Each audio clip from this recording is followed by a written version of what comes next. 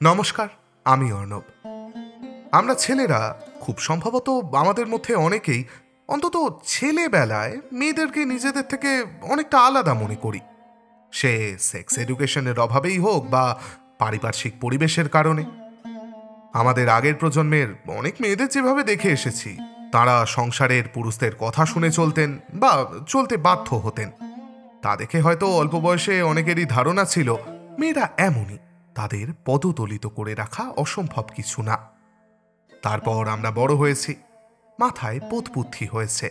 আমরা শিখে নিয়েছি মেয়েরা আমাদের শত্রু নন, তাদের স্থান আমাদের থেকে উঁচুতেও নয় নিচুতেও নয়। আমরা সবাই মানুষ। আবার মানুষ হলো গিয়ে সমাজবদ্ধ জীব, তো এই সমাজে পুরুষ নারী একে অপরের পরিপূরক। তবে হ্যাঁ, এখনো কিছু মানুষ হয়তো আছেন, এবং তারা শুধু পুরুষ নয় নারীও, যারা ওই বস্তা পচা ধারণা থেকে বেরোতে পারেননি। তাদের উদ্দেশ্যে আমার একটাই অনুরোধ, বয়স তো হলো, এবার একটু বড় হন। নইলে যারা বয়সে ছোট তাদের থেকে বুঝতে হবে, সেটা কিন্তু তখন খুব গায়ে লাগবে বলে দিচ্ছি। আচ্ছা, এতক্ষণ যা যা বললাম তা আমাদের বর্তমান সমাজের সঙ্গে তো ওতপ্রোতভাবে জড়িত আমাদের গল্পের সঙ্গেও। আসুন সেই গল্পটা শুনে নেওয়া যাক এবার। শুরু হচ্ছে আমার আজকের নিবেদন, রবীন্দ্রনাথ ঠাকুরের লেখা পাত্র ও পাত্রী।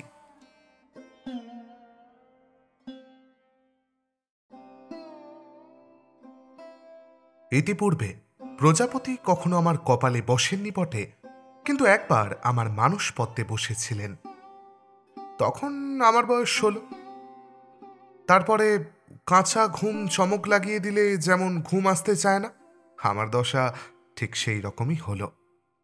আমার বন্ধু বান্ধবরা কেউ কেউ তার পরিগ্রহ ব্যাপারে দ্বিতীয়, এমনকি তৃতীয় পক্ষে প্রমোশন পেলেন। আমি কৌমার্যের লাস্ট বেঞ্চিতে বসে শূন্য সংসারে কড়িকাঠ গণনা করে কাটিয়ে দিলুম। আমি 14 বছর বয়সে এন্ট্রান্স পাশ করেছিলুম। তখন বিবাহ কিংবা এন্ট্রান্স পরীক্ষায় বয়স বিচার ছিল না। আমি কোনোদিন পড়ার বই কিনিনি, সেই জন্যই শারীরিক ও মানসিক অজীর্ণ রোগে আমাকে ভুগতে হয়নি। ইঁদুর যেমন দাঁত বসাবার জায়গা পেলেই সেটাকে কেটে কুটে ফেলে, তা সেটা খাদ্যই হোক আর অখাদ্যই হোক। শিশুকাল থেকেই তেমনি ছাপার বই দেখলেই সেটা পড়ে ফেলা আমার একটা স্বভাব ছিল। সংসারে পড়ার বইয়ের চেয়ে না পড়ার বইয়ের সংখ্যা ঢের বেশি। এই জন্য আমার পুঁথির সৌরজগতে স্কুল পাঠ্য পৃথিবীর চেয়ে স্কুল পাঠ্য সূর্য 14 লক্ষ গুণ বড় ছিল। তবু আমার সংস্কৃত পণ্ডিত মশাইয়ের নিদারুণ ভবিষ্যৎবাণী সত্ত্বেও আমি পরীক্ষায় পাশ করেছিলাম। আমার বাবা ছিলেন ডেপুটি ম্যাজিস্ট্রেট। তখন আমরা ছিলাম সাতক্ষীরায় কিংবা জাহানাবাদে, কিংবা ওই ধরুন না ওই রকমই কোনো একটা জায়গায়। আপনাদের গোড়াতেই বলে রাখা ভালো, দেশ কাল ও পাত্র সম্বন্ধে আমার এই ইতিহাসে যে কোনো স্পষ্ট উল্লেখ থাকবে তার সবগুলোই সুস্পষ্ট মিথ্যে। যাদের রসবোধের চেয়ে কৌতূহল বেশি তাদেরকে ঠকতে হবে। বাবা তখন তদন্তে বেরিয়েছিলেন। মায়ের ছিল কি একটা ব্রত, দক্ষিণা এবং ভোজন ব্যবস্থার জন্য তার ব্রাহ্মণ দরকার। এইরকম পারমার্থিক প্রয়োজনে আমাদের পণ্ডিত মশাই ছিলেন মায়ের প্রধান সহায়। এই জন্য মা তার কাছে বিশেষ কৃতজ্ঞ ছিলেন, যদিচ বাবার মনের ভাব ছিল ঠিক তার উল্টোটা। আজ আহারান্তে দান দক্ষিণার যে ব্যবস্থা হলো তার মধ্যে আমিও তালিকাভুক্ত হলুম। সে পক্ষে যে আলোচনা হয়েছিল তার মর্মটা এই, আমার তো কলকাতায় কলেজে যাবার সময় হলো।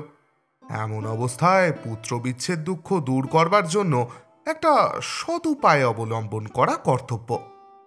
যদি একটি শিশুবধূ মায়ের কোলের কাছে থাকে, তবে তাকে মানুষ করে যত্ন করে তার দিন কেটে যেতে পারে।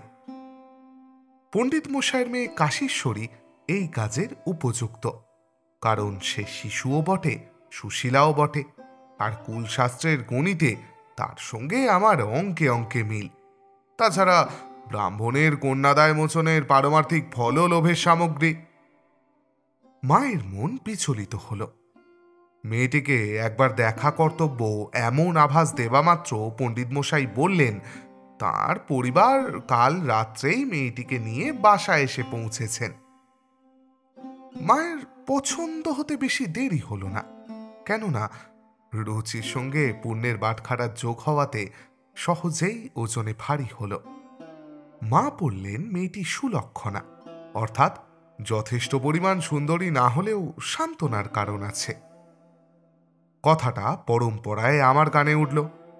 যে পণ্ডিত মশায় ধাতুরূপকে বরাবর ভয় করে এসেছি তারই কন্যার সঙ্গে আমার বিবাহের সম্বন্ধ, এরই বিসদৃশ্যতা আমার মনকে প্রথমেই প্রবল বেগে আকর্ষণ করলে।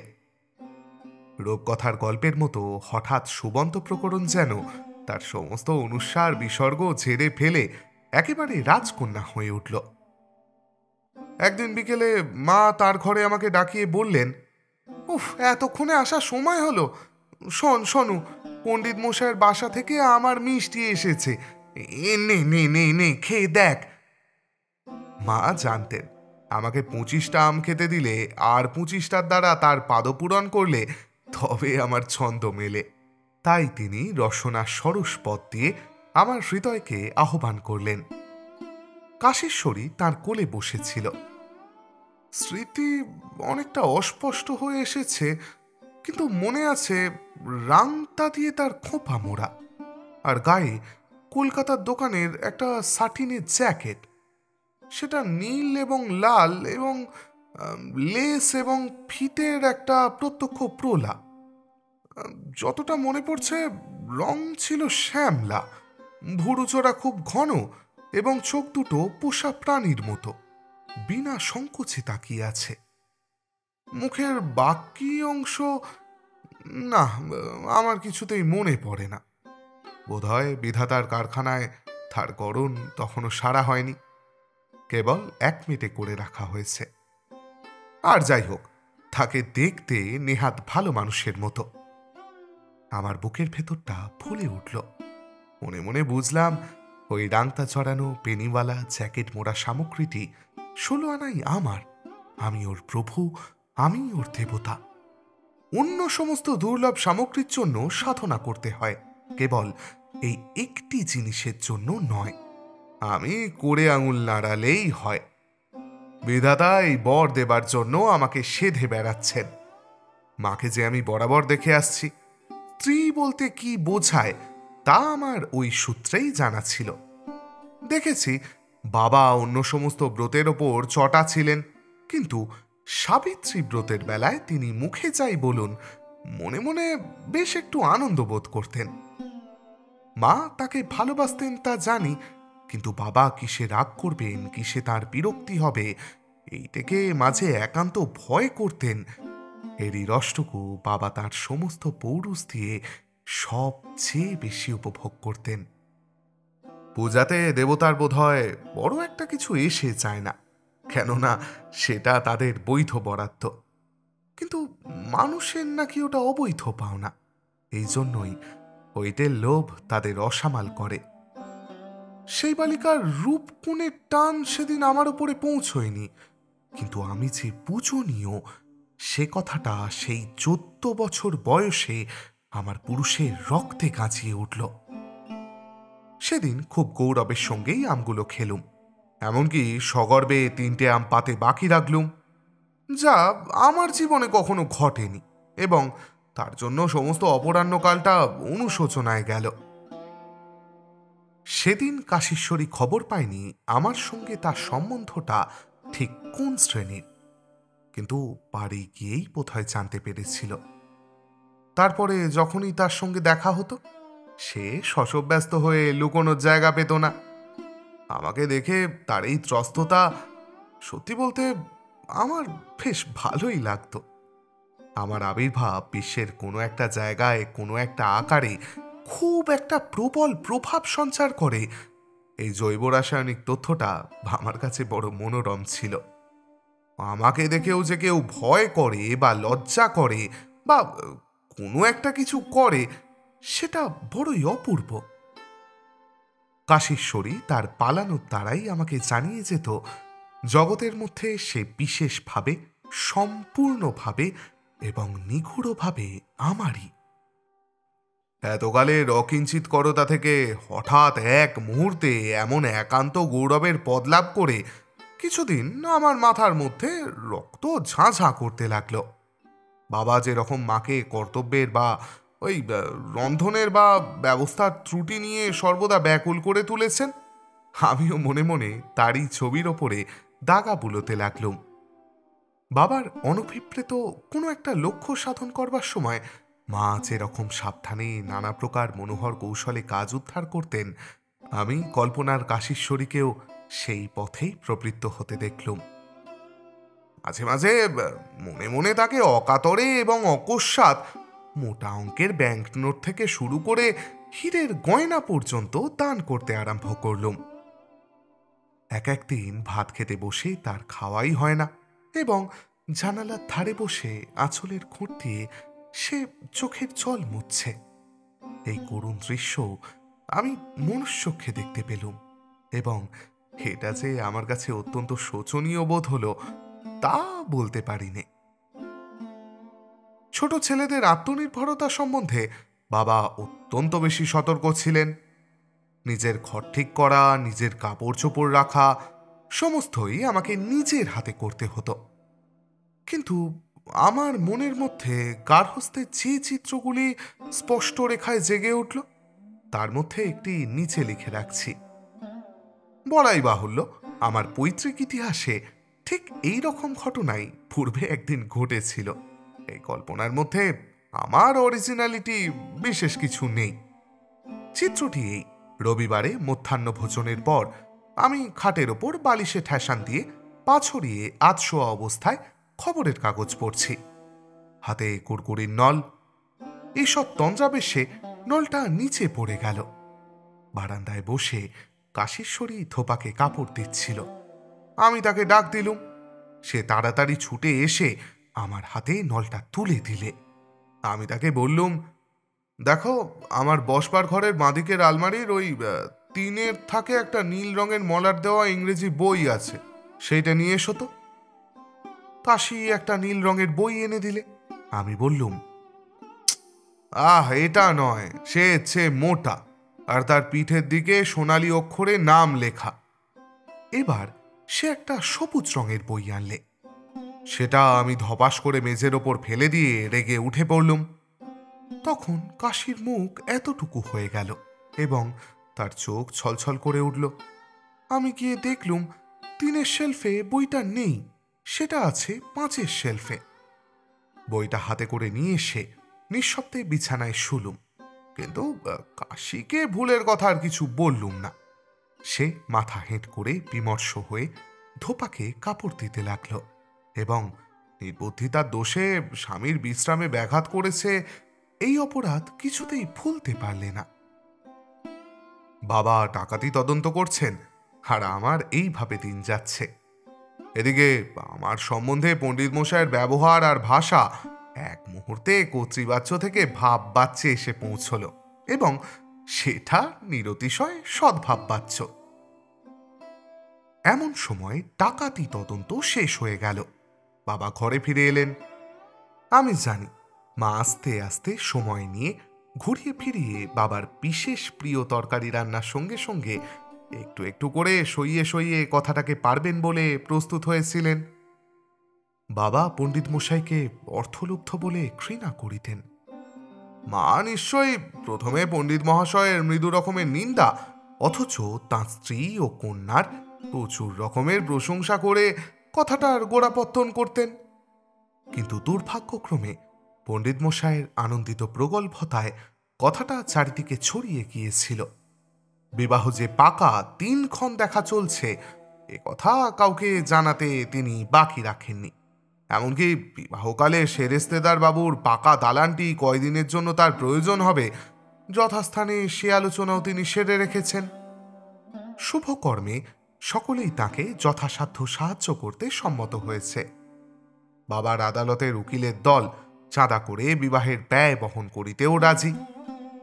স্থানীয় এন্ট্রান্স স্কুলের সেক্রেটারি বীরেশ্বর বাবুর 3য় ছেলে 3য় ক্লাসে পড়ে। সে চাঁদ ও কুমুদের রূপক অবলম্বন করে এরই মধ্যে বিবাহ সম্বন্ধে ত্রিপদী ছন্দে একটি কবিতা লিখেছে। সেক্রেটারি বাবু সেই কবিতাটি নিয়ে রাস্তায় ঘাটে যাকে পেয়েছেন তাকে ধরে শুনিয়েছেন। ছেলেটির সম্বন্ধে গ্রামের লোক খুবই আশান্বিত হয়ে উঠেছে। সুতরাং ফিরে এসেই বাইরে থেকে বাবা শুভ সংবাদ শুনতে পেলেন। তারপরে মায়ের কান্না এবং অনাহার, বাড়ির সকলের ভীতিবিহ্বলতা, চাকরদের অকারণ জরিমানা, এজলাসে প্রবল বেগে মামলা ডিসমিস এবং প্রচণ্ড তেজে শাস্তিদান, পণ্ডিত মশাইয়ের পদচ্যুতি এবং রাংতা চড়ানো বেনিসহ কাশীশ্বরীকে নিয়ে তার অন্তর্ধান এবং ছুটি ফুরাবার পূর্বেই মাতৃসঙ্গ থেকে বিচ্ছিন্ন করে আমাকে সবলে কলিকাতায় নির্বাসন। আমার মনটা ফাটা ফুটবলের মতো চুপসে গেল। আকাশে আকাশে হাওয়ার উপরে তার লাফালাফি বলতে গেলে একেবারেই বন্ধ হয়ে গেল। আমার পরিণয়ের পথে গোড়াতেই এই বিঘ্ন। তারপরে আমার প্রতি বারে বারেই প্রজাপতির ব্যর্থ পেক্ষপাত ঘটেছে। তার বিস্তারিত বিবরণ দিতে ইচ্ছে করিনে। আমার এই বিফলতার ইতিহাসের সংক্ষিপ্ত নোট দুটো একটা রেখে যাব। 20 বছর বয়সের পূর্বেই আমি পুরো দমে এমএ পরীক্ষায় পাশ করে চোখে চশমা পরে এবং কোফের রেখাটাকে তা দেওয়ার যোগ্য করে বেরিয়ে এসেছি। বাবা তখন রামপুরহাট কিংবা নোয়াখালী কিংবা বারাসাত কিংবা ওই রকমই কোনো একটা জায়গায় পোস্টেড। এতদিন তো শব্দ সাগর মন্থ করে ডিগ্রি রত্ন পাওয়া গেল, এবার অর্থ সাগর মন্থনের পালা।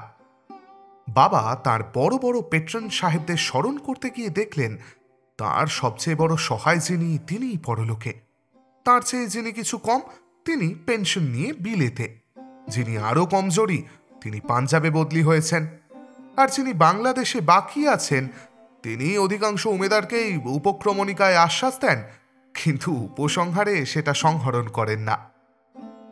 আমার পিতামহ যখন ডেপুটি ছিলেন তখন মুরব্বির বাজার এমন কষা ছিল না, তাই তখন চাকরি থেকে পেনশন এবং পেনশন থেকে চাকরি একই বংশে খেয়া পারাপারের মতো চলত। এখন দিন খারাপ, তাই বাবা যখন উদ্বিগ্ন হয়ে ভাবছিলেন যে তার বংশধর গভর্নমেন্ট আপিসের উচ্চ খাঁচা থেকে সওদাগরি আপিসের নিম্ন দ্বারে অবতরণ করবে কিনা, এমন সময় এক ধনী ব্রাহ্মণের একমাত্র কন্যা তার নোটিসে এলো। ব্রাহ্মণটি কন্ট্রাক্টর। তার অর্থাগমের পথটি প্রকাশ্য ভূতলের থেকে অদৃশ্য রসাতলের দিক দিয়েই প্রশস্ত ছিল। তিনি সে সময় বড়দিন উপলক্ষে কমলা লেবু ও অন্যান্য উপহার সামগ্রী যথাযোগ্য পাত্রে বিতরণ করতে ব্যস্ত ছিলেন। এমন সময় তার পাড়ায় আমার অভ্যুদয় হল। বাবার বাসা ছিল তার বাড়ির সামনেই, মাঝে ছিল এক রাস্তা। বলাই বাহুল্য ডেপুটির এমএ পাশ করা ছেলে কন্যাদায়িকের পক্ষে খুবই প্রাংশুলভ্য ফল। এই জন্য কন্ট্রাক্টর বাবু আমার প্রতি উৎপাহু হয়ে উঠেছিলেন। তার বাহু যে আধুলি লম্বিত ছিল সে পরিচয় তো পূর্বেই দিয়াছি। অন্তত সে বাহু ডেপুটি বাবুর হৃদয় পর্যন্ত অতি অনায়াসেই পৌঁছল। কিন্তু আমার হৃদয়টা তখন আরো অনেক ওপরে ছিল, কারণ আমার বয়স তখন 20 পেরোয় পেরোয়। তখন খাঁটি স্ত্রী রত্ন ছাড়া অন্য কোনো রত্নের প্রতি আমার লোভ ছিল না। শুধু তাই নয়, তখন ভাবুকতার দীপ্তি আমার মনে উজ্জ্বল। অর্থাৎ সহধর্মিণী শব্দের যে অর্থ আমার মনে ছিল সে অর্থটা বাজার চলতি ছিল না। বর্তমানকালে আমাদের দেশে সংসারটা চারদিক থেকেই সংকুচিত। মনন সাধনের বেলায় মনোকেঞ্চান ও ভাবের উদার ক্ষেত্রে ব্যাপ্ত করে রাখা, আর ব্যবহারের বেলায় তাকে সেই সংসারের অতি ছোট মাপে কৃশ করে আনা, এ আমি মনে মনেও সহ্য করতে পারতুম না। যে স্ত্রীকে আইডিয়ালের পথে সঙ্গিনী করতে চাই সেই স্ত্রী ঘরকন্যার গারদে পায়ের বেরি হয়ে থাকবে এবং প্রত্যেক চলাফেরায় ঝংকার দিয়ে পিছনে টেনে রাখবে, এমন দুর্গ্রহ আমি স্বীকার করে নিতে নারাজ ছিলুম। আসল কথা, আমাদের দেশের প্রহসনে যাদের আধুনিক বলে বিদ্রুপ করে, কলেজ থেকে টাটকা বেরিয়ে আমি সেই রকম নিরবচ্ছিন্ন আধুনিক হয়ে উঠেছিলাম। আমাদের কালে সেই আধুনিকের দল এখনকার চেয়ে অনেক বেশি ছিল। আশ্চর্য এই যে তারা সত্যই বিশ্বাস করত যে সমাজকে মেনে চলাই দুর্গতি এবং তাকে টেনে চলাই উন্নতি। এহেন আমি শ্রীযুক্ত সনত কুমার একটি ধনশালী কন্যাদায়কের টাকার থলির হাঁ করা মুখের সামনে এসে পড়লুম। বাবা বললেন, শুভস্য শীঘ্রম। আমি চুপ করে রইলুম। মনে মনে ভাবলুম, একটু দেখে শুনে বুঝে পড়ে নি। চোখ কান খোলা রাখলুম। কিছু পরিমাণ দেখা এবং অনেকটা পরিমাণ শোনা গেল। মেয়েটি পুতুলের মতো ছোট এবং সুন্দর। সে যে স্বভাবের নিয়মে তৈরি হয়েছে তা তাকে দেখে মনে হয় না। কে যেন তার প্রত্যেক চুলটি পাট করে তার ভুরুটি এঁকে তাকে হাতে করে করে তুলেছে। সে সংস্কৃত ভাষায় গঙ্গা স্তব আবৃত্তি করে পড়তে পারে। তার মা পাথুরে কয়লা পর্যন্ত গঙ্গার জলে ধুয়ে তবে রান্না করেন। জীবধাত্রী বসুন্ধরা নানা জাতিকে ধারণ করেন বলে পৃথিবীর সংস্পর্শ সম্বন্ধে তিনি সর্বদাই সংকুচিত। তার অধিকাংশ ব্যবহার জলেরই সঙ্গে, কারণ জলচর মৎস্যরা তো মুসলমান বংশীয় নয় এবং জলে পেঁয়াজ উৎপন্ন হয় না। তার জীবনের সর্বপ্রধান কাজ আপনার দেহকে, গৃহকে, কাপড় চোপড়, হাঁড়িকুড়ি, খাট পালং, বাসনকোসনকে শোধন এবং মার্জন করা। তার সমস্ত কৃত্য সমাপন করতে বেলা 2:30 হয়ে যায়। তার মেয়েটিকে তিনি স্বহস্তে সর্বাংশে এমন পরিশুদ্ধ করে তুলেছেন যে তার নিজের মত বা নিজের ইচ্ছে বলে কোনো উৎপাত ছিল না। কোনো ব্যবস্থায় যত অসুবিধাই হোক সেটা পালন করা তার পক্ষে সহজ হয় যদি তার কোনো সঙ্গত কারণ তাকে বুঝিয়ে না দেওয়া যায়। সে খাবার সময় ভালো কাপড় পরে না, পাছে সগ্রী হয়। সে ছায়া সম্বন্ধেও বিচার করিতে শিখেছে। সে যেমন পালকির ভিতরে বসেই গঙ্গা স্নান করে, তেমনি অষ্টাদশ পুরাণের মধ্যে আবৃত থেকে সংসারে চলে ফেরে। বিধিবিধানের ওপরে আমার মায়েরও যথেষ্ট শ্রদ্ধা ছিল, কিন্তু তার চেয়ে আরও বেশি শ্রদ্ধা যে কারো থাকবে এবং তাই নিয়ে সে মনে মনে গুমর করবে, এটা তিনি সইতে পারতেন না। এই জন্য আমি যখন তাকে বললুম, মা, এ মেয়ের যোগ্য পাত্র আমি নই, তিনি হেসে বললেন, না, কলিযুগে তেমন পাত্র মেলা ভার। আমি বললুম, তাহলে আমি বিদায় নিই? মা বললেন, সে কি শুনু, তোমার পছন্দ হলো না কেন? মেয়েটিকে তো দেখতে ভালো। আমি বললুম, মা, স্ত্রী তো কেবল চেয়ে দেখবার জন্য নয়, তার তো বুদ্ধি থাকাও চাই। মা বললেন, শোনো একবার, এরই মধ্যে তুই তার কম বুদ্ধির কি পরিচয় পেলি? আমি বললুম, বুদ্ধি থাকলে মানুষ দিনরাত এইসব অনর্থক কাজের মধ্যে বাঁচতেই পারে না, হাঁপিয়ে মরে যায়। মায়ের মুখ শুকিয়ে গেল। তিনি জানেন এই বিবাহ সম্বন্ধে বাবা অপরপক্ষে প্রায় পাকা কথা দিয়েছেন। তিনি আরও জানেন যে বাবা এটা প্রায়ই ভুলে যান যে অন্য মানুষের ইচ্ছে বলে একটা বালাই থাকতে পারে। বস্তুত বাবা যদি অত্যন্ত বেশি রাগারাগি জবরদস্তি না করতেন, তাহলে হয়তো কালক্রমে এই পৌরাণিক পুতুলকে বিবাহ করে আমিও একদিন প্রবল রোখে স্নান আর নিক এবং ব্রত উপবাস করতে করতে গঙ্গা তীরে সদ্গতি লাভ করতে পারতুম। অর্থাৎ মায়ের ওপর যদি এই বিবাহ দেওয়ার ভার থাকত, তাহলে তিনি সময় নিয়ে অতি ধীরে মন্দ সুযোগে ক্ষণে ক্ষণে কানে মন্ত্র দিয়ে ক্ষণে ক্ষণে অশ্রুপাত করে কাজটা উদ্ধার করে নিতে পারতেন। বাবা যখন কেবলই তর্জন গর্জন করতে লাগলেন, আমি তাকে মরিয়া হয়ে বললুম, ছেলেবেলা থেকে খেতে শুতে চলতে ফিরতে আমাকে আপনি আত্মনির্ভরতার উপদেশ দিয়েছেন, কেবল বিবাহের বেলাতেই কি আত্মনির্ভরতা চলবে না? কলেজের লজিকে পাশ করবার বেলায় ছাড়া ন্যায়শাস্ত্রের জোরে কেউ কোনোদিন সফলতা লাভ করতে পেরেছে এ আমি দেখিনি। সংযত যুক্তি কুতর্কের আগুনে কখনো জলের মতো কাজ করে না, বরঞ্চ অনেকটা তেলের মতো কাজ করে থাকে। বাবা ভেবে রেখেছেন, তিনি অন্য পক্ষকে কথা দিয়েছেন। বিবাহের ঔচিত্য সম্বন্ধে এর চেয়ে বড় প্রমাণ আর তো কিছুই নেই। অথচ আমি যদি তাকে স্মরণ করিয়ে দিতুম যে পণ্ডিত মশাইকে মাও একদিন কথা দিয়েছিলেন, তবু সে কথায় শুধু যে আমার বিবাহ ফেসে গেল তা নয়, পণ্ডিত মশাইয়ের জীবিকাও তার সঙ্গে সহমরণে গেল, তাহলে বোধহয় এই উপলক্ষে একটা ফৌজদারি বাঁধত। বুদ্ধি, বিচার এবং রুচির চেয়ে সুচিতা, মন্ত্রতন্ত্র, ক্রিয়াকর্ম যে ঢের ভালো, তার কবিত্ব যে সুগভীর ও সুন্দর, তার নিষ্ঠা যে অতি মহৎ, তার ফল যে অতি উত্তম, সিম্বলিজমটাই যে আইডিয়ালিজম, এ কথা বাবা আজকাল আমাকে শুনিয়ে শুনিয়ে অসময়ে আলোচনা করেছেন। আমি রসনাকে থামিয়ে রেখেছি, কিন্তু মনকে তো চুপ করিয়ে রাখতে পারিনি। যে কথাটা মুখের আগার কাছে এসে ফিরে যেত সেটা হচ্ছে এই যে, এসব যদি আপনি মানেন তবে পালবার বেলায় মুরগি পালেন কেন? আরও একটা কথা মনে আসত, এই বাবাই একদিন দিনক্ষণ, পালা পার্বণ, বিধিনিষেধ, দান দক্ষিণা নিয়ে তার অসুবিধা বা ক্ষতি ঘটলে মাকে কঠোর ভাষায় এসব অনুষ্ঠানের পণ্ডতা নিয়ে তাড়না করেছেন। মা তখন দীনতা স্বীকার করে অবলা জাতি স্বভাবতই অবুঝ বলে মাথা হেঁট করে বিরক্তির ধাক্কাটা কাটিয়ে দিয়ে ব্রাহ্মণ ভোজনের বিস্তারিত আয়োজনে প্রবৃত্ত হয়েছেন। কিন্তু বিশ্বকর্মা তো আর লজিকের পাকা ছাঁচে ঢালাই করে জীব সৃজন করেননি। অতএব কোনো মানুষের কথায় বা কাজে সঙ্গতি নেই এ কথা বলে তাকে বাগিয়ে নেওয়া যায় না, রাগিয়ে দেওয়া যায় মাত্র। ন্যায়শাস্ত্রের দোহাই পারলে অন্যায়ের প্রচণ্ডতা বেড়ে ওঠে। যারা পলিটিক্যালি বা গার্হস্থ্য অ্যাজিটেশনে শ্রদ্ধা পান তাদের এ কথাটা মনে রাখা উচিত।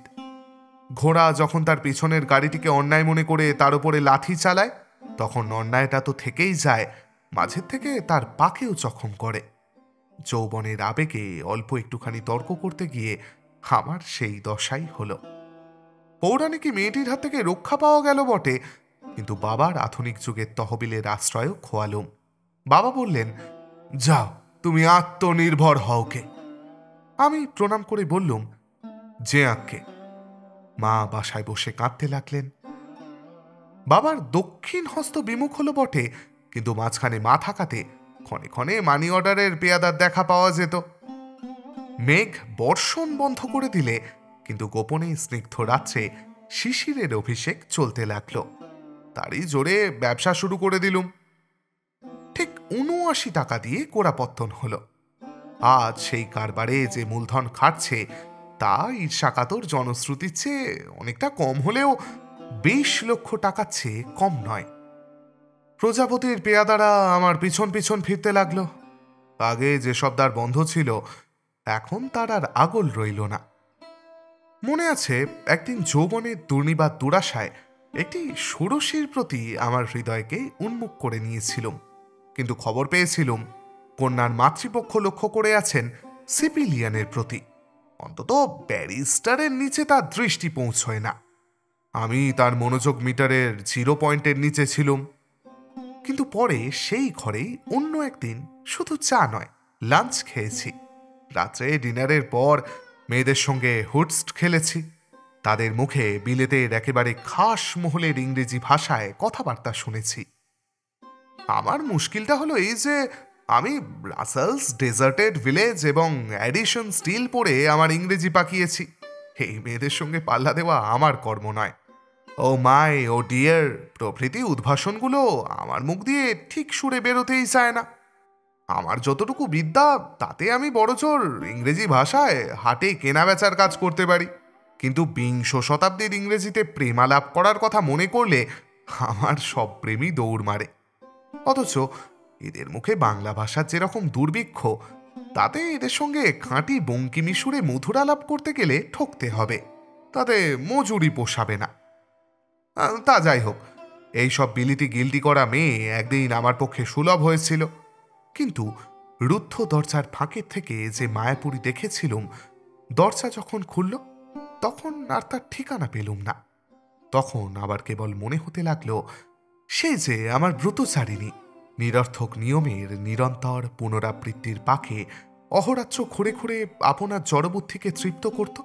এই মেয়েরাও ঠিক সেই রকম বুদ্ধি নিয়েই বিলিতি চালচলন, আদব কায়দার সমস্ত তুচ্ছাতি তুচ্ছ উপসর্গগুলিকে প্রদক্ষিণ করে দিনের পর দিন, বৎসরের পর বৎসর, অনায়াসে অক্লান্ত চিত্তে। তারাও যেমন ছোঁয়া ও নাওয়ার লেশমাত্র স্খলন দেখলেই অশ্রদ্ধায় কণ্টকিত হয়ে উঠত, এরাও তেমনি অ্যাকসেন্টের একটু খুঁত কিংবা কাঁটা চামচের অল্প বিপর্যয় দেখলে ঠিক তেমন করেই অপরাধীর মনুষ্যত্ব সম্বন্ধে সন্দিহান হয়ে উঠত। তারা দেশি পুতুল আর এরা বিলিতি পুতুল। মনের গতিবেগে এরা চলে না, অভ্যাসের দম দেওয়া কলে এদের চালায়। ফল হলো এই যে মেয়ে যাত্রার ওপরেই আমার মনে মনে অশ্রদ্ধা জন্মালো। আমি ঠিক করলুম ওদের বুদ্ধি যখন কম তখন ওই স্নান, আচমন, উপবাসের অকর্ম কাণ্ড প্রকাণ্ড না হলে ওরা আর বাঁচে কি করে? বইয়ে পড়েছি এক রকমের জীবাণু আছে, সে ক্রমাগতই ঘোরে, কিন্তু মানুষ ঘোরে না, মানুষ চলে। সেই জীবাণুর পরিবর্তিত সংস্করণের সঙ্গে কি বিধাতা এই হতভাগ্য পুরুষ মানুষদের বিবাহের সম্বন্ধ পাতিয়েছেন? এদিকে বয়স যত বাড়তে চলল, বিবাহের সম্বন্ধে দ্বিধাও ততই বেড়ে উঠল। মানুষের একটা বয়স আছে যখন সে চিন্তা না করেও বিবাহ করতে পারে। সেই বয়স পেরোলে বিবাহ করতে দুঃসাহসিকতার দরকার হয়। আমি সেই বেপরোয়া দলের লোক নই। তাছাড়া কোনো প্রকৃতিস্থ মেয়ে বিনা কারণে এক নিঃশ্বাসে আমাকে কেন যে বিয়ে করে ফেলবে, আমি তা কিছুতেই ভেবে পাইনি। শুনেছি ভালোবাসা অন্ধ, কিন্তু এখানে সেই অন্ধের ওপর তো কোনো ভার নেই। সংসার বুদ্ধির দুটো চোখের চেয়ে আরও বেশি চোখ আছে। সেই চক্ষু যখন বিনা নেশায় আমার দিকে তাকিয়ে দেখে, তখন আমার মধ্যে কি দেখতে পায় তাই আমি ভাবি। হ্যাঁ, আমার গুণ নিশ্চয়ই অনেক আছে, কিন্তু সেগুলো তো ধরা পড়তে দেরি লাগে, এক চাহনিতেই তো বোঝা যায় না। আমার নাসার মধ্যে যে খর্বতা আছে, বুদ্ধির উন্নতি তা পূরণ করেছে জানি, কিন্তু নাসাটাই তো থাকে প্রত্যক্ষ হয়ে, আর ভগবান বুদ্ধিকে নিরাকার করে রেখে দিলেন। যাই হোক, যখন দেখি কোনো সাবালক মেয়ে অত্যল্পকালের নোটিসেই আমাকে বিয়ে করতে অল্পমাত্র আপত্তি করে না, তখন মেয়েদের প্রতি শ্রদ্ধা আমার আরও কমে যায়। আমি যদি মেয়ে হতুম, তাহলে শ্রীযুক্ত সনৎ কুমারের নিজের খর্বনাশা দীর্ঘ নিঃশ্বাসে তার আশা এবং অহংকার ধূলিসাৎ হয়ে থাকত। এমনি করে আমার বিবাহের বোঝাইহীন নৌকাটা মাঝে মাঝে চড়ায় ঠেকেছে, কিন্তু ঘাটে এসে পৌঁছয়নি। স্ত্রী ছাড়া সংসারের অন্যান্য উপকরণ ব্যবসার উন্নতির সাথে সাথে বেড়েই চলতে লাগলো। একটা কথা ভুলেছিলুম, বয়সও বাড়ছে। হঠাৎ একটা ঘটনায় সে কথা মনে করিয়ে দিলে। অভ্রের খনির তদন্তে ছোটনাগপুরে এক শহরে গিয়ে দেখি পণ্ডিত মশাই সেখানে শালবনের ছায়ায় ছোট্ট একটি নদীর ধারে দিব্যি বাসা বেঁধে বসে আছেন। তার ছেলে সেখানে কাজ করে। সেই শালবনের প্রান্তে আমার তাঁবু পড়েছিল। এখন দেশ জুড়ে আমার ধনের খ্যাতি। পণ্ডিত মশাই বললেন, কাল আমি যে অসামান্য হয়ে উঠব এ তিনি পূর্বেই জানতেন। তা হবে, কিন্তু উনি আশ্চর্য রকমের গোপন করে রেখেছিলেন।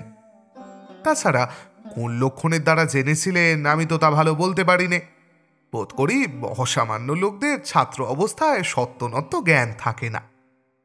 কাশীশ্বরী শ্বশুর বাড়িতে ছিল, তাই বিনা বাধায় আমি পণ্ডিত মশাইয়ের ঘরের লোক হয়ে উঠলুম। কয়েক বছর পূর্বে তাঁর স্ত্রী বিয়োগ হয়েছে, কিন্তু তিনি নাত নিতে পরিবৃত। সবগুলি তার স্বকীয়া নয়, তার মধ্যে দুটি ছিল তার পরলোকগত দাদার। বৃদ্ধ এদের নিয়ে আপনার বার্ধক্যের অপরাহ্নকে নানা রঙে রঙিন করে তুলেছেন। তার অমরু শতক, আর্যা সপ্তশতী, হংসদূত, পদাঙ্কদূতের শ্লোকের ধারা নড়িগুলির চারদিকে গিরি নদীর ফেনোচ্ছল প্রবাহের মতো এই মেয়েগুলিকে ঘিরে সহাস্যে ধ্বনিত হয়ে উঠছে। আমি হেসে বললুম, পণ্ডিত মশাই, ব্যাপারখানা কি? তিনি বললেন, বাবা, তোমাদের ইংরেজি শাস্ত্রে বলে যে শনি গ্রহ চাঁদের মালা পরে থাকেন। এই আমার সেই চাঁদের মালা। সেই দরিদ্র ঘরের এই দৃশ্যটি দেখে হঠাৎ আমার মনে হলো আমি বড় একা। বুঝতে পারলুম আমি নিজের ভারে নিচে ক্লান্ত হয়ে পড়েছি। পণ্ডিত মশাই জানেন না যে তার বয়স হয়েছে, কিন্তু আমার যে হয়েছে সে আমি স্পষ্ট জানলুম। বয়স হয়েছে বলতে এইটা বোঝায় নিজের চারিদিককে ছাড়িয়ে এসেছি, চারপাশে ঢিলে হয়ে ফাঁক হয়ে গেছে। সে ফাঁক টাকা দিয়ে, খ্যাতি দিয়ে বোঝানো যায় না। পৃথিবী থেকে রস পাচ্ছি নে, কেবল বস্তু সংগ্রহ করছি। এর ব্যর্থতা অভ্যাসবশত ভুলে থাকা যায়, কিন্তু পণ্ডিত মশাইয়ের ঘর যখন দেখলুম তখন বুঝলুম আমার দিন শুষ্ক, আমার রাত্রি শূন্য। পণ্ডিত মশাই নিশ্চয় ঠিক করে বসে আছেন যে আমি তার চেয়ে ভাগ্যবান পুরুষ। এই কথা মনে করে আমার হাসি পেল। এই বস্তু জগৎকে ঘিরে একটি অদৃশ্য আনন্দলোক আছে। সেই আনন্দলোকের সঙ্গে আমাদের জীবনের যোগসূত্র না থাকলে আমরা ত্রিশঙ্কুর মতো শূন্যে থাকি। পণ্ডিত মশাই সেই যোগ আছে, আমার নেই, এই তফাৎ। আমি আরামকে দাঁড়ায় দুই হাতায় দুই পা তুলে দিয়ে সিগারেট খেতে খেতে ভাবতে লাগলুম, পুরুষের জীবনে চার আশ্রমের চার অধিদেবতা, বাল্যে মা, যৌবনে স্ত্রী, প্রৌঢ়ে কন্যা, পুত্রবধূ, বার্ধক্যে নাতনি, নাতবউ। এমনি করে মেয়েদের মধ্যে দিয়ে পুরুষ আপনার পূর্ণতা পায়। এই তত্ত্বটা মর্মরিত শালবনে আমাকে আবিষ্ট করে ধরল। মনের সামনে আমার ভাবি বৃদ্ধ বয়সের শেষ প্রান্ত পর্যন্ত তাকিয়ে দেখলুম। দেখে তার নিরতিশয় নিরসতায় হৃদয় আমার হাহাকার করে উঠল। ওই মরুপথের মধ্য দিয়ে মুনাফার বোঝা ঘাড়ে করে নিয়ে কোথায় গিয়ে মুখ থুবড়ে পড়ে মরতে হবে, আর দেরি করলে তো চলবে না। সম্প্রতি 40 পেরিয়েছি। যৌবনের শেষ স্থলিটি ছেড়ে নেওয়ার জন্য 50 রাস্তার ধারে বসে আছে। তার লাঠির ডগাটা এখান থেকে দেখা যাচ্ছে। এখন পকেটের কথা বন্ধ রেখে জীবনের কথাটা একটু ভেবে দেখা যাক। কিন্তু জীবনের যে অংশে মুলতুবি পড়েছে সে অংশে তো আর ফিরে যাওয়া চলবে না। তবু তার ছিন্নতায় তালি লাগাবার সময় এখনো সম্পূর্ণ যায়নি। এখান থেকে কাজের গতিকে পশ্চিমের এক শহরে যেতে হলো। সেখানে বিশ্বপতিবাবু ধনী বাঙালি মহাজন, তাকে নিয়ে আমার কাজের কথা ছিল। লোকটি খুব হুঁশিয়ার, সুতরাং তার সঙ্গে কোনো কথা পাকা করতে বিস্তর সময় লাগে। একদিন বিরক্ত হয়ে ভাবছি একে নিয়ে আমার কাজে সুবিধে হবে না, এমনকি চাকরকে আমার জিনিসপত্র প্যাক করতে বলে দিয়েছি। হেন কালে বিশ্বপতিবাবু সন্ধ্যার সময় এসে আমাকে বললেন, আপনার সঙ্গে নিশ্চয় অনেক রকম লোকের আলাপ আছে, আপনি একটু মনোযোগ করলে একটি বিধবা বেঁচে যায়। ঘটনাটি এই, নন্দকৃষ্ণবাবু বেরেলিতে প্রথম আসেন একটি বাঙালি ইংরাজি স্কুলের হেডমাস্টার হয়ে। কাজ করছিলেন খুব ভালো, সকলেই আশ্চর্য হয়েছিল। এমন সুযোগ্য সুশিক্ষিত লোক দেশ ছেড়ে এত দূরে সামান্য বেতনে চাকরি করতে এলেন কি কারণে? কেবল যে পরীক্ষা পাশ করাতে তার খ্যাতি ছিল তা নয়, সকল ভালো কাজেই তিনি হাত দিয়েছিলেন। এমন সময় কেমন করে বেরিয়ে পড়ল তাঁর স্ত্রীর রূপ ছিল বটে, কিন্তু কুল ছিল না। সামান্য কোন জাতের মেয়ে, এমনকি তার ছোঁয়া লাগলে পানীয় জলের পানীয়তা এবং অন্যান্য নিগুড় সাত্ত্বিক গুণ পর্যন্ত নষ্ট হয়ে যায়। তাকে যখন সবাই চেপে ধরলে তিনি বললেন, হ্যাঁ ছোট জাত বটে, কিন্তু তবু সে তার স্ত্রী। তখন প্রশ্ন উঠল, এমন বিবাহ বৈধ কি করে হয়? যিনি প্রশ্ন করেছিলেন নন্দকৃষ্ণবাবু তাকে বললেন, আপনি তো শালগ্রাম সাক্ষী করে পরপর 2টি স্ত্রী বিবাহ করেছেন এবং দ্বিবচনেও সন্তুষ্ট নেই, তার বহু প্রমাণ মিলেছে। আমি শালগ্রামের কথা বলতে পারি নে, কিন্তু অন্তর্যামী জানেন আমার বিবাহ আপনার চেয়ে বৈধ, প্রতিদিন প্রতি মুহূর্তে বৈধ। এর চেয়ে বেশি কথা আমি আপনার সঙ্গে আলোচনা করতে চাইনি। যাকে নন্দকৃষ্ণবাবু এই কথাগুলো বললেন তিনি খুশি হননি। তার উপরে লোকের অনিষ্ট করবার ক্ষমতাও তার অসামান্য ছিল। সুতরাং সেই উপদ্রবে নন্দকৃষ্ণবাবু বেরেলি ত্যাগ করে এই বর্তমান শহরে এসে ওকালতি শুরু করলেন। লোকটা অত্যন্ত খুঁতখুঁতে ছিলেন, উপবাসী থাকলেও অন্যায় মোকদ্দমা তিনি কিছুতেই নিতেন না। প্রথমটা তাতে তার যত অসুবিধাই হোক শেষকালে উন্নতি হতে লাগল, কেননা হাকিমরা তাকে সম্পূর্ণ বিশ্বাস করতেন। একখানি বাড়ি করে একটু জমিয়ে বসেছেন। এমন সময় দেশে মন্বন্তর এলো, দেশ উজাড় হয়ে যায়। যাদের ওপর সাহায্য বিতরণের ভার ছিল তাদের মধ্যে কেউ কেউ চুরি করেছিল বলে তিনি ম্যাজিস্ট্রেটকে জানাতেই ম্যাজিস্ট্রেট বললেন, সাধু লোক পাই কোথায়? তিনি বললেন, আমাকে যদি বিশ্বাস করেন আমি এ কাজের ভার নিতে রাজি আছি। তিনি ভার পেলেন এবং এই ভার বহন করতে করতেই একদিন মধ্যাহ্নে মাঠের মধ্যে এক গাছতলায় মারা যান। ডাক্তার বললে তাঁর হৃৎপিণ্ডের ক্রিয়া বন্ধ হয়ে মৃত্যু হয়েছে। গল্পের এতটা পর্যন্ত আমার পূর্বেই জানা ছিল। কেমন একটা উচ্চভাবের মেজাজে এরই কথা তুলে আমাদের ক্লাবে আমি বলেছিলুম, এই নন্দকৃষ্ণবাবুর মতো লোক যারা সংসারে ফেল করে শুকিয়ে মরে গেছে, না রেখেছে নাম না রেখেছে টাকা, তারাই ভগবানের সহযোগী হয়ে সংসারটাকে ওপরের দিকে। এইটুকু মাত্র বলতেই ভরা পালের নৌকা হঠাৎ চড়ায় থেকে যাওয়ার মতো আমার কথা মাঝখানে বন্ধ হয়ে গেল। কারণ আমাদের মধ্যে খুব একজন সম্পত্তি ও প্রতিপত্তিশালী লোক খবরের কাগজ পড়ছিলেন। তিনি তার চশমার উপর থেকে আমার প্রতি দৃষ্টি হেনে বলে উঠলেন, হিয়ার হিয়ার। যাকে শোনা গেল নন্দকৃষ্ণবাবুর বিধবা স্ত্রী তাঁর একটি মেয়েকে নিয়ে এই পাড়াতেই থাকেন। দেয়ালির রাত্রে মেয়েটির জন্ম হয়েছিল বলে বাপ তার নাম দিয়েছিলেন দীপালি। বিধবা কোনো সমাজে স্থান পান না বলে সম্পূর্ণ একলা থেকে এই মেয়েটিকে লেখাপড়া শিখিয়ে মানুষ করেছিলেন। এখন মেয়েটির বয়স 25-এর ওপর হবে। মায়ের শরীর রুগ্ন এবং বয়সও কম নয়। কোন দিন তিনি মারা যাবেন, তখন এই মেয়েটির কোথাও কোনো গতি হবে না। বিশ্বপতি আমাকে বিশেষ অনুনয় করে বললেন, যদি এর পাত্র জুটিয়ে দিতে পারো তো সেটা বড় একটা পুণ্য কর্ম হবে। আমি বিশ্বপতিকে শুকনো স্বার্থপর নিরেট কাজের লোক বলে মনে মনে একটু অবজ্ঞা করেছিলাম। বিধবার অনাথা মেয়েটির জন্য তার এই আগ্রহ দেখে আমার মন গলে গেল। ভাবলুম, প্রাচীন পৃথিবীর মৃত ম্যামথের পাকযন্ত্রের মধ্যে থেকে খাদ্যবীজ বের করে পুঁতে দেখা গেছে তার থেকে অঙ্কুর বেরিয়েছে, তেমনি মানুষের মনুষ্যত্ব বিপুল মৃত স্তূপের মধ্যে থেকেও সম্পূর্ণ মরতে চায় না। আমি বিশ্বপতিকে বললুম, পাত্র আমার জানা আছে, কোনো বাধা হবে না। আপনার কথা এবং দিন ঠিক করুন। কিন্তু মেয়ে না দেখেই তো আর। না দেখেই হবে, কিন্তু পাত্র যদি সম্পত্তির লোভ করে সে কিন্তু বড় বেশি নেই। মা মরে গেলে কেবল ওই বাড়িখানি পাবে, আর সামান্য কিছু যদি পায়। পাত্রের নিজের সম্পত্তি আছে, সেজন্য ভাবতে হবে না। তার নাম বিবরণ প্রভৃতি? না, সে এখন বলবো না, তাহলে জানাজানি হয়ে বিবাহ ফেঁসে যেতে পারে। আহা, মেয়ের মাকে তার তো একটা বর্ণনা দিতে হবে। বলবেন লোকটা অন্য সাধারণ মানুষের মতো দোষে গুণে জড়িত। দোষ এত বেশি নেই যে ভাবনা হতে পারে, গুণও এত বেশি নেই যে লোভ করা চলে। আমি যতদূর জানি তাতে কন্যার পিতামাতারা তাকে বিশেষ পছন্দই করে, যদিও স্বয়ং কন্যাদের মনের কথা ঠিক জানা যায়নি। বিশ্বপতিবাবু এই ব্যাপারে যখন অত্যন্ত কৃতজ্ঞ হলেন, তখন তার উপরে আমার ভক্তি বেড়ে গেল।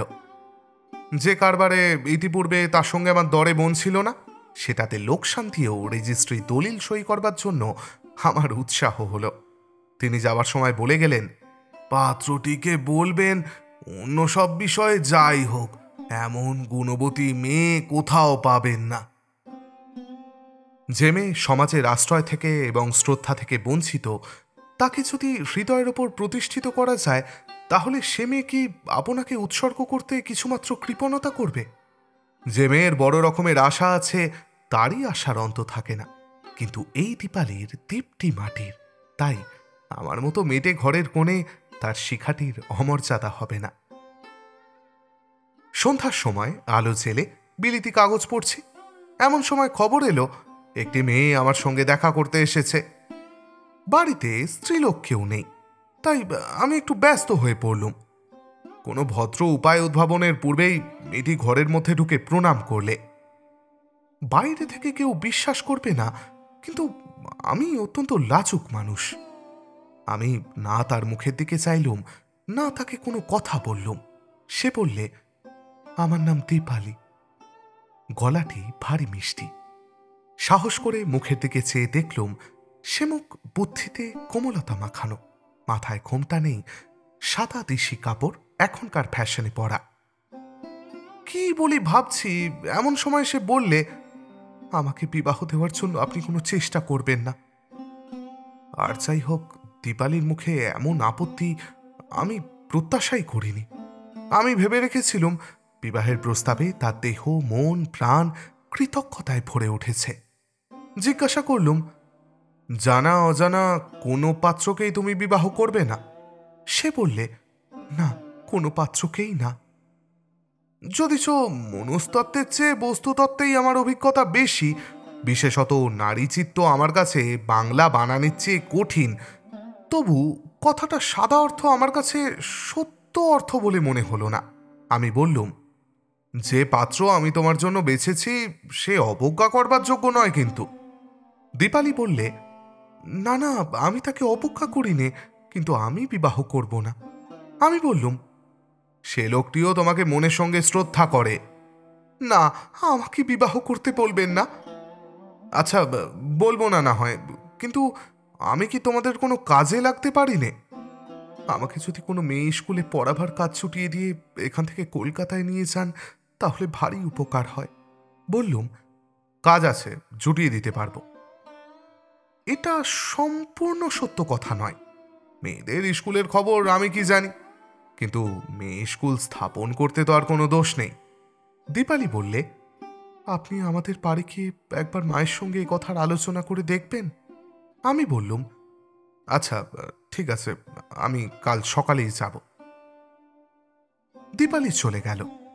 কাগজ পড়া আমার বন্ধ হলো। ছাদের ওপর বেরিয়ে এসে চৌকিতে বসলুম। তারাগুলোকে জিজ্ঞেস করলুম, কোটি কোটি যোজন দূরে থেকে তোমরা কি সত্যই মানুষের জীবনের সমস্ত কর্মসূত্র নিঃশব্দে বসে বসে বুনছ? এমন সময় কোনো খবর না দিয়ে হঠাৎ বিশ্বপতির মেজ ছেলে শ্রীপতি ছাতে এসে উপস্থিত। তার সঙ্গে যে আলোচনাটা হলো তার মর্ম এই: শ্রীপতি দীপালিকে বিবাহ করবার আগ্রহে সমাজ ত্যাগ করতে প্রস্তুত। বাপ বলেন এমন দুষ্কার্য করলে তিনি তাকে ত্যাগ করবেন। দীপালি বলে তার জন্য এত বড় দুঃখ, অপমান ও ত্যাগ স্বীকার কেউ করবে এমন যোগ্যতা তার নেই। তাছাড়া শ্রীপতি শিশুকাল থেকে ধনিক গৃহে লালিত। দীপালির মতে সে সমাজচ্যুত ও নিরাশ্রয় হয়ে দারিদ্র্যের কষ্ট সহ্য করতে পারবে না। এই নিয়ে তর্ক চলছে, কিছুতেই তার মীমাংসা হচ্ছে না। ঠিক এই সংকটের সময় আমি মাঝখানে পড়ে এদের মধ্যে আর একটা পাত্রকে খাড়া করে সমস্যার জটিলতা অত্যন্ত বাড়িয়ে তুলেছি। এই জন্য শ্রীপতি আমাকে এই নাটকের থেকে প্রুফশিটের কাটা অংশের মতো বেরিয়ে যেতে বলছে। আমি বললুম, যখন এসে পড়েছি তখন আর বেরোচ্ছি না, আর যদি বেরোই তাহলে গ্রন্থি কেটে তবে বেরিয়ে পড়ব। বিবাহের দিন পরিবর্তন হলো না, কেবলমাত্র পাত্র পরিবর্তন হলো। বিশ্বপতির অনুনয় রক্ষা করেছি, কিন্তু তাতে তিনি সন্তুষ্ট হননি। দীপালির অনুনয় রক্ষা করিনি, কিন্তু ভাবে বোধ হলো সে সন্তুষ্ট হয়েছে। স্কুলে কাজ খালি ছিল কিনা জানি নে, কিন্তু আমার ঘরে কন্যার স্থান শূন্য ছিল, সেটা পূর্ণ হলো। আমার মতো বাজে লোক যে নিরর্থক নয়, আমার অর্থই সেটা শ্রীপতির কাছে প্রমাণ করে দিলে। আর গৃহদীপ আমার কলকাতার বাড়িতেই চলল। ভেবেছিলুম সময় মতো বিবাহ না সেরে রাখার মুলতুবি অসময়ে বিবাহ করে পূরণ করতে হবে, কিন্তু দেখলুম ওপরওয়ালা প্রসন্ন হলে দুটো একটা ক্লাস ডিঙিয়েও প্রমোশন পাওয়া যায়। আজ 55 বছর বয়সে আমার ঘর নাতনিতে ভরে গেছে, উপরন্তু একটি নাতিও জুটেছে। কিন্তু বিশ্বপতি বাবুর সঙ্গে আমার কারবার বন্ধ হয়ে গেছে, কারণ পাত্রটিকে তিনি পছন্দ করেননি।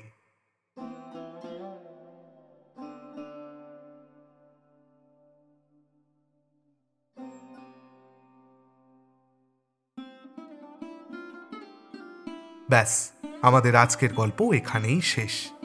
না, জীবনটা হয়তো পুরোপুরি আমাদের হিসেব মতো কাটে না, তবে অনেক ক্ষেত্রেই দেখবেন যা হওয়ার দরকার ছিল, মানে ওই যাকে বেয়ার মিনিমাম বলে, সেটা ঠিকই হয়ে যায়।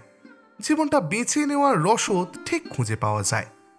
আর এই রসদগুলো আছে বলেই হয়তো এই অসময়েও এখনো বেঁচে আছি আমরা, এখনো ভালোবাসছি, এখনো আশায় বুক পাচ্ছি, এখনো এক পৃথিবী কালো রঙের মধ্যে জোনাকির আলো খুঁজে বেড়াচ্ছি। আচ্ছা, এবার তাহলে বিদায় দিন আমায়। খুব শিগগিরই আবার ফিরে আসবো আপনাদের কাছে। ততদিন ভালো থাকার ও ভালো রাখার চেষ্টাটুকু অন্তত চালিয়ে যাবেন। শুভরাত্রি।